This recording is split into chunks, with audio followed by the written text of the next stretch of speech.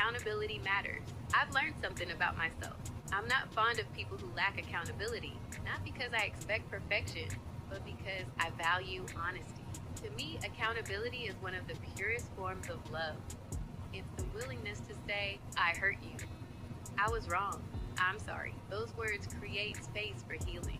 They let a wounded heart know it was seen, heard, and valued. When someone can't own their behavior, I often see ego, fear, or pride standing in the way.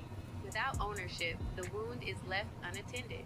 The person who was hurt is left carrying the weight, while the one who caused the pain keeps moving as if nothing happened. That's difficult for me to make peace with. I don't need people in my life who never make mistakes. I need people who have the courage to face them. The truth is, we all make mistakes. Every single one of us has said something we wish we could take back, misunderstood someone, reacted from our pain, or failed to consider how our words and actions affected another person. I remember a time when I would immediately feel bad if I realized I had hurt someone.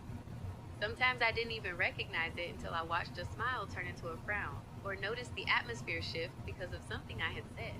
In those moments, conviction would settle on my heart. For a long time, taking ownership of something I should have known better than to say, or something I spoke without giving much thought, made me feel like I was the bad guy. I believed admitting I was wrong somehow made me less of a person. But God had to teach me that making a mistake doesn't make me a mistake. Owning my behavior doesn't define my identity. It reveals my integrity. I learned that apologizing isn't about carrying shame. It's about carrying humility.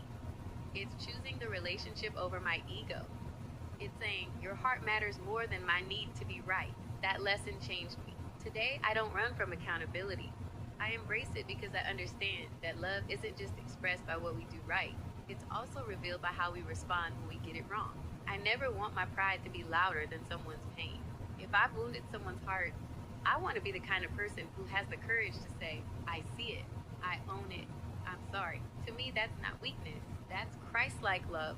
Making mistakes is part of being human. Refusing to acknowledge them is what damages relationships. Owning our mistakes doesn't make us weak. It makes us trustworthy. One thing I've also learned is that accountability should never be determined by hierarchy. Too often, people believe their position gives them permission to avoid responsibility. Being the parent doesn't mean your child isn't allowed to be hurt by something you said. Sometimes parents speak from exhaustion, frustration, or unhealed places. While the intention may have been correction, the impact may have been pain. A parent's willingness to say, I shouldn't have spoken to you that way, I'm sorry, doesn't weaken their authority. It teaches their child that love and humility can exist together. Being the boss doesn't mean